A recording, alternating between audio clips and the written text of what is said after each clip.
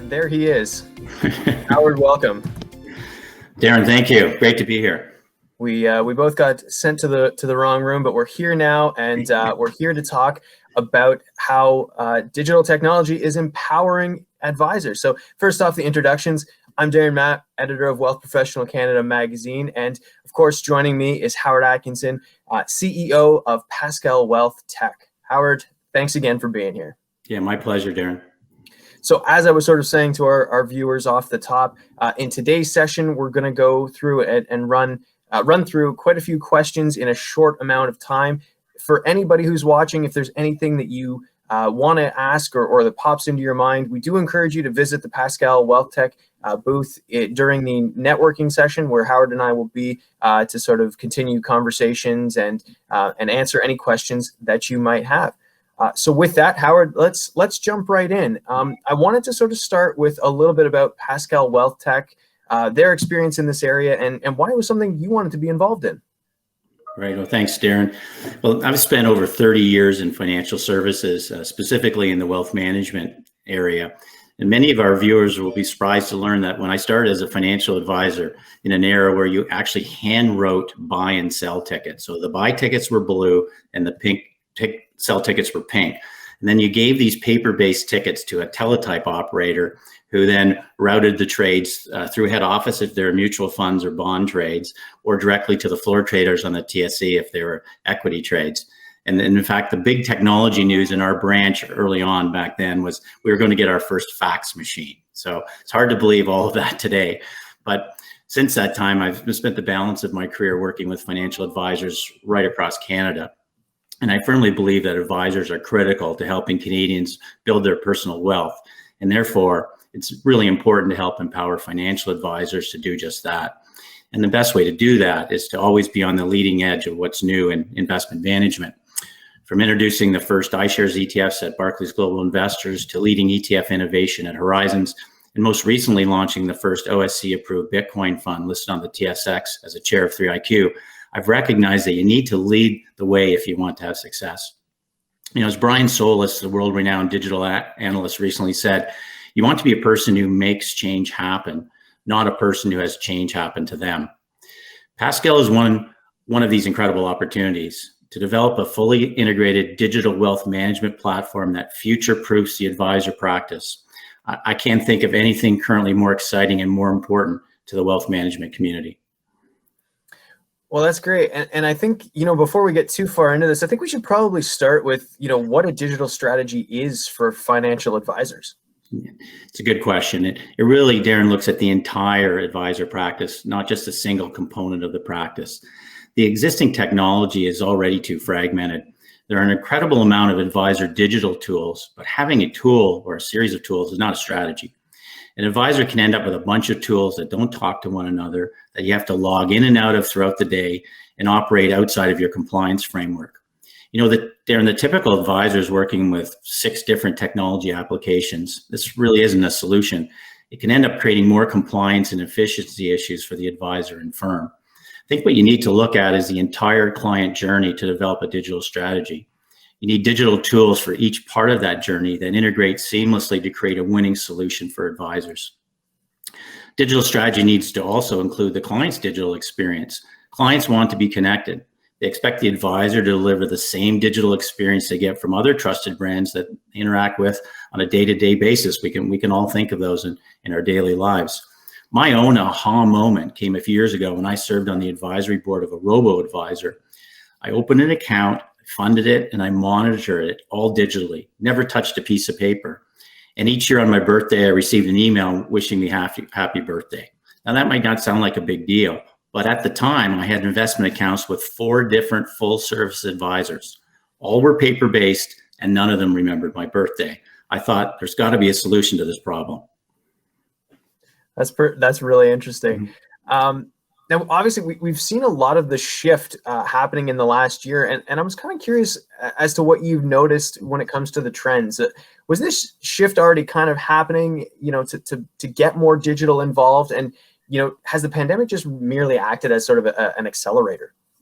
you could really see the catalyst. The shift was starting to occur before the pandemic, but it was pretty slow. And the past year has created a sense of urgency, at least among some organizations. I can think of one firm who had invested heavily in technology prior to the pandemic, but the adoption rate amongst their advisors in March of 2020 was only 15% or 15%. Today, that adoption rate is 90%. The onset of COVID accelerated that adoption because it was already there for them, the advisors. The challenge for many advisors and wealth firms, of course, is where do I begin? Why might there still be some advisors that are hesitant to embrace digital tools, and what can be done to make them more comfortable with the technology? I think we all know that change is often difficult for people, even when it's in their own best interests. There is this fear of the unknown. It's easier to stay with the status quo, but the most successful people overcome this fear. McKinsey did a report last year stating that firms that adopt and tailor digital technologies have a strong competitive advantage. Yet a recent Environomics study of Canadian financial advisors reported that 35% advisors were known as anxious traditionalists, with another 17% as reserved skeptics. I think as an industry, we need to do more to calm the anxious traditionalists and show the reserved skeptics that digital is here to stay and will only be growing in importance. For the anxious traditionalists, we need to show them that digital truly does make their lives easier. Modern, best-in-class user experiences make digital easy to use and highly intuitive. For some, working on the cloud is still an unknown. I think we need to better explain the audited industry standards for cloud security. Advisors need to be working with trusted partners. As an example, at Pascal, we currently partner with 15 global leaders to deliver our platform. Just give you one example. Our e-signature technology partner is OneSpan because they provide military-grade security while delivering a frictionless client experience. When it comes to incorporating these technologies, I'm kind of curious, and I'm sure that a lot of advisors out there are too, is, how important is it when it comes to compatibility with what you have, what you don't have, when you're, maybe picking and choosing what you want to do to sort of create that full strategy? Right. Well, I think, let's face it, a lot of the advisor technology, because of its age, can be clunky. It's fragmented. It's difficult to use in some cases. I go back to getting a fax machine and how far we've come from there. I mean, technology is moving ever faster today. There are problems with the various pieces of technology being able to connect with each other if they can interact at all, and that's kind of a turn off. It's a real headache or problem for advisors, and more importantly, it costs you money and adds complexity. So to get around this, you need to have advisor technology that focuses on the user experience. Where it's easy to use, people will adopt. And now advisors might say, well, what is the user experience? Well, it's really designing technology that just makes it easier for the advisor and the end client. I don't know if you've seen the Noom ads that are out there on TV. And basically what they say is, I don't know the science behind how this works. All I know is it works. And that's all that matters when it comes to user design. It's intuitive. It understands where you're going, and it's like skating to where the puck is going. It just happens. And I think the new advisor technology needs to be just like that. You log in, you see everything you need to do and know in a glance. All the complexity, it's all in the background, so you can focus on what matters to you, and that's engaging with your clients and creating investment plans for them. The complexity of onboarding, compliance, and portfolio construction is all simplified and easy to do. The front and back office actually talk with one another, and they actually get along. When advisors can see how easy it is to use, how it saves them time and helps them grow their business, I think they'll be embracing the new digital technology, wondering why, in the end, it took them so long to come around to do this.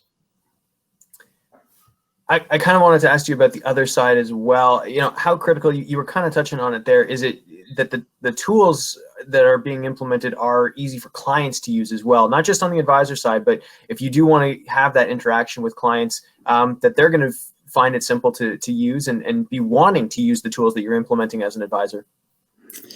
Yeah, I think it's critical, really, for advisors to deliver a best-in-class user experience for clients, for advisors to do that for clients. And there's a design company called Fjord that coined the term liquid expectations.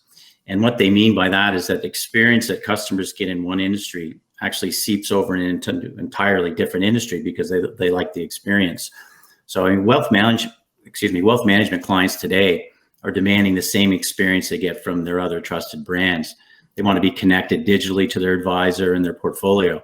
And this connection needs to be world-class, just like they're used to. This means an easy-to-use client dashboard that has everything they need to know about their portfolio, their advisor, and the information their advisor shares with them. They also need to connect on mobile. Mobile has become a dominant tool in our society, and advisors need to be able to connect with their clients in an easy, straightforward, and compliant manner. A recent Salesforce survey showed 70% of customers say connected processes are very important to winning their business. These client tools are also critical from a regulatory standpoint. We're starting to see the compliance horror stories of advisors who have been communicating with their clients outside of a compliance framework during the pandemic, and the trouble this gets them into with regulators. Well, compliance was another subject that I wanted us to touch on, and it's such an important subject to advisors. How can establishing a digital strategy, kind of help them and make sure that they are following everything, that is set out by the regulators? I know we did sort of have a question here from Don, and I think this is kind of where he was going as well. Just making sure that technology is, it does sort of comply with what's sort of being handed down.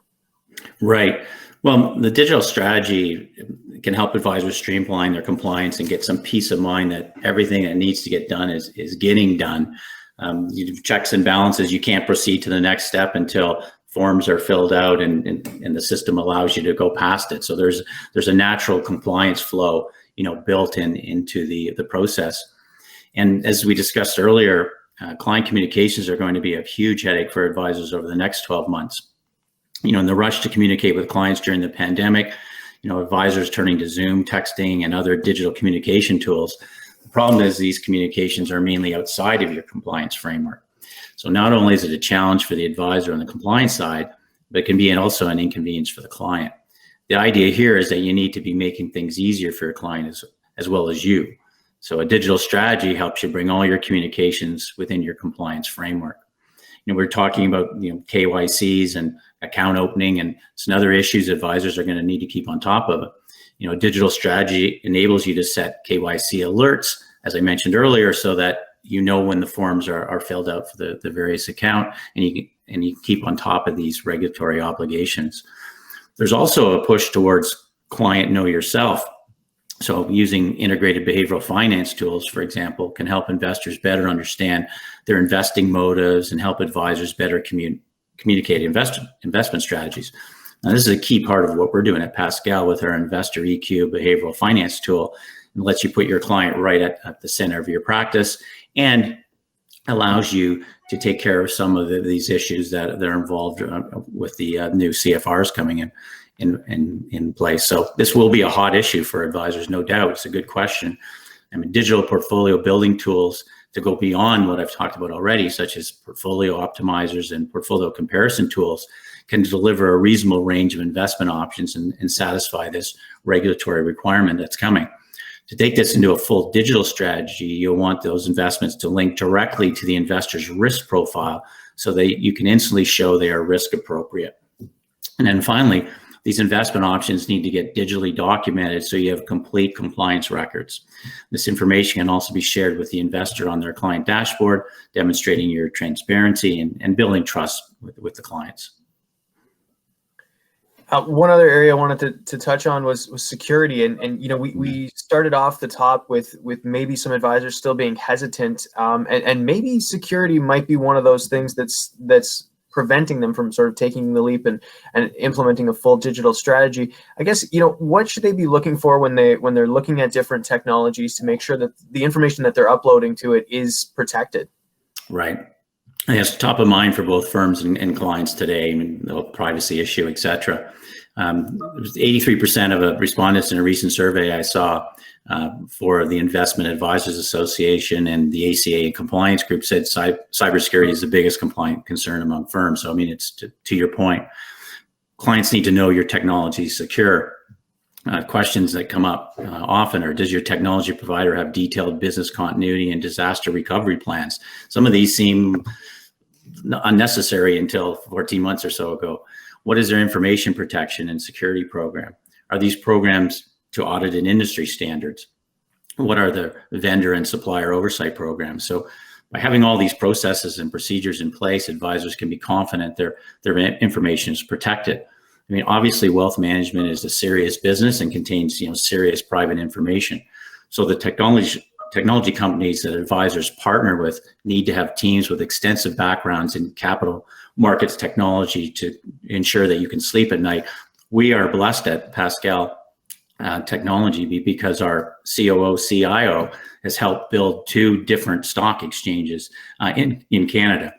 And you can't have too much more cybersecurity and make sure that things are operating 99.999% of the time than stock exchanges. So we're integrating all of that, into our platform. Now we're almost out of time here, so I'm just going to finish with this one. Where do you sort of see the space going forward? Do we see adoption rates of digital technology pick up? And I guess what needs to happen for those rates to pick up? Yeah, there's no doubt. I would say, Darren, that there's no getting the toothpaste back in the tube at this point. Adoption is going to pick up significantly from here. And our co-founder, Francis Zomer, likes to say, technology will not replace advisors, but advisors using technology will replace those that do not. Salesforce Q1 digital revenue report saw a triple-digit growth in year-over-year revenues in Canada, just in Canada alone, growth rate of 111%. That, in fact, led the world. So if you don't think those customers want their advisor to be going digital, I think you're missing the boat here. Clients are leaving advisors if they don't offer the experience they expect and are receiving from other trusted brands. A recent CFA Institute study showed that 66% of investors say they trust their investment firm more because of increased use of technology. You want to be that trusted advisor.